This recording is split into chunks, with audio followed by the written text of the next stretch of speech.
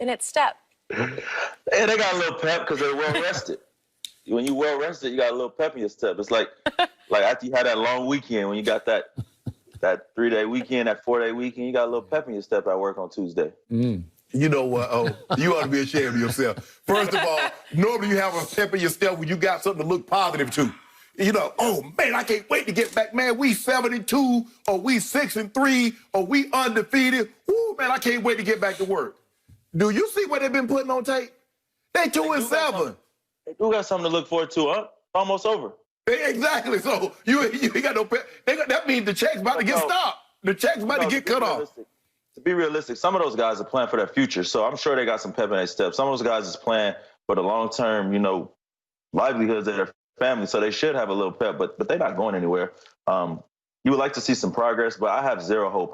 When I came on here and we started this thing, I said I had zero hope because of their defense, and now they coming off the bye, playing against a red-hot Vikings team. Yeah, they can have some pep in their step, all right? It's not going to end well. But I would have, I'd have felt better, Skipper. If they'd have won that last game. Well, they should have. No, they played well enough to. The referees took it right out of their hands. There you go. Well, you know it and I know it. So who you going with? Oh, my gosh. You going with Andy Dalton, you going with Bad, or you going with Gigi?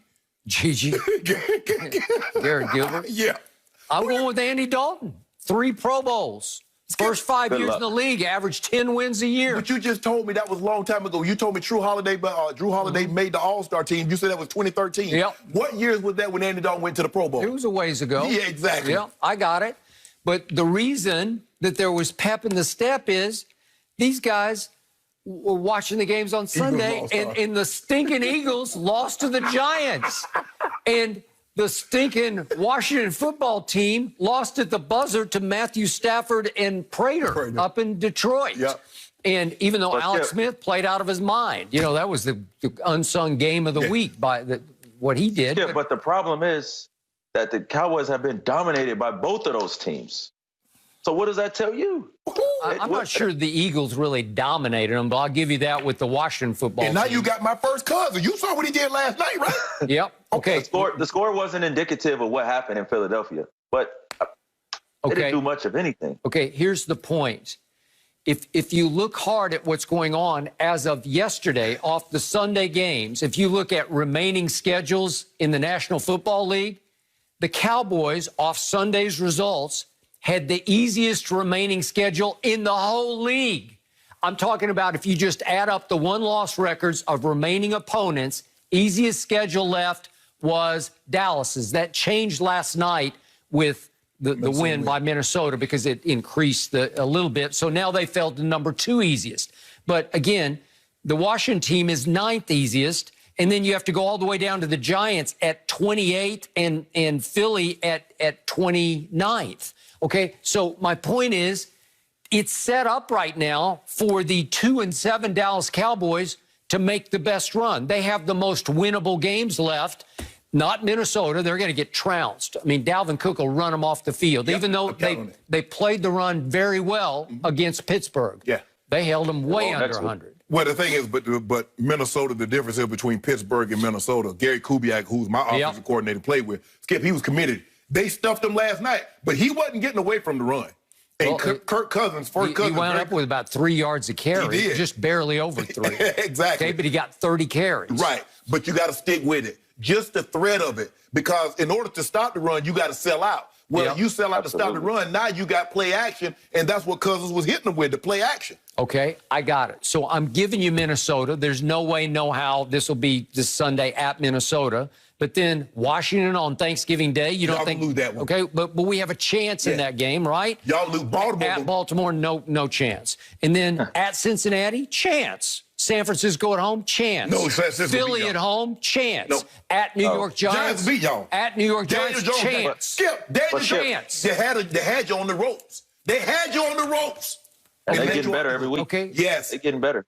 Okay. Every week. Skip, let me tell you one thing. Let's look at it from. I know you're getting frustrated with me, Skip, but I gotta sometimes you got that younger nephew that reel in his uncle. You're gonna be my uncle too, Skip. Today. Okay.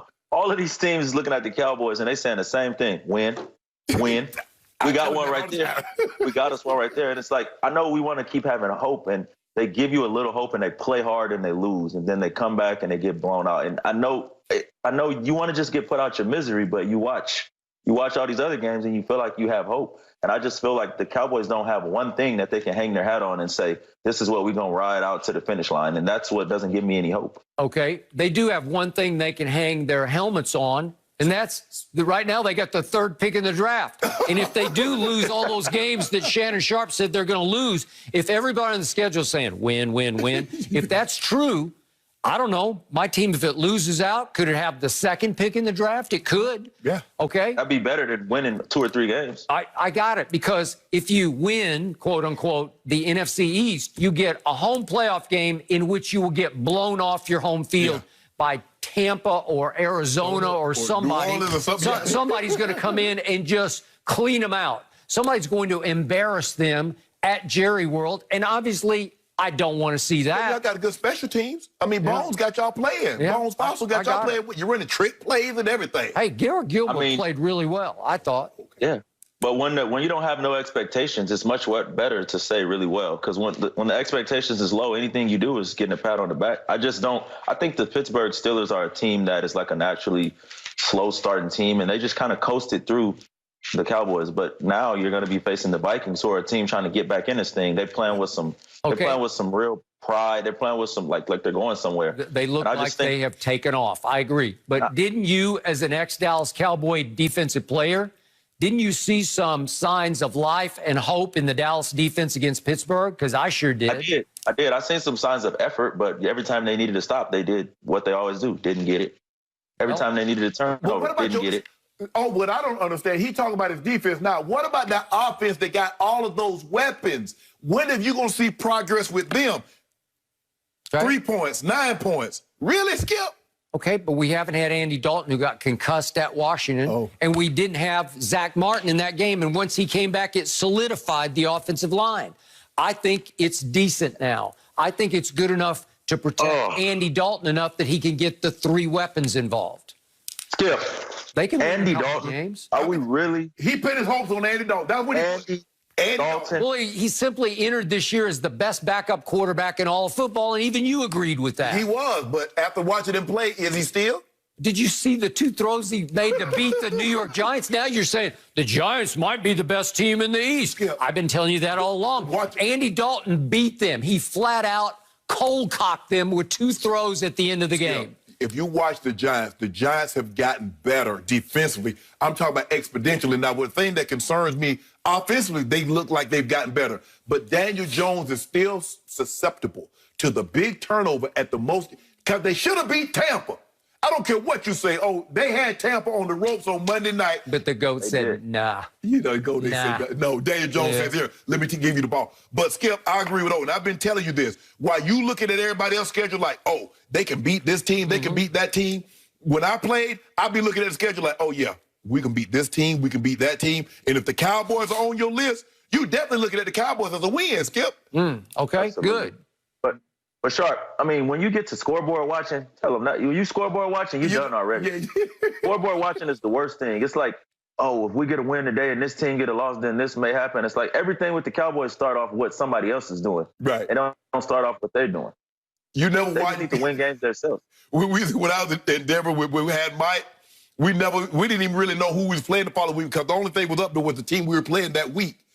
We just worried about taking care of us. But then you go lose like 4 or 5 games, and then you got to start hoping, man. Now, if we win this one, and if they lose this one, and they beat that other. Okay, that's like me saying, hey, the Cowboys teams I covered in the 1990s, they didn't care who they were playing. Yeah. They just said, bring it on. Show up, and then whoever it is, we'll crush them. You a long ways from that. Well, I used to have those teams just the way you used to be a Denver Bronco a long time ago. But see, Skip, at least I got 4 years. We won the Super Bowl 4 years ago. Yep. Skip, it's been a quarter century. Well, you didn't win the Super Bowl. They did.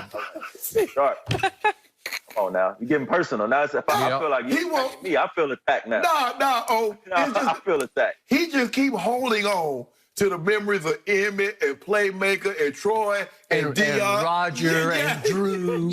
Yep. Those days are over, Skip.